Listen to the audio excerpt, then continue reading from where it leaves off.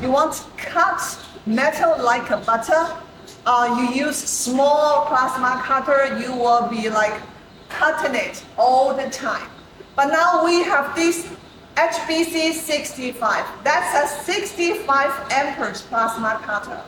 You can see here we can choose the 2T, 4T modes here, and we can choose the PSI here and adjust the current according to the thickness of the metal.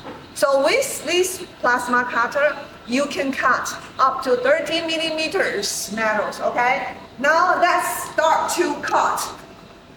Remember, always wear your protections when you're doing the welding jobs, okay?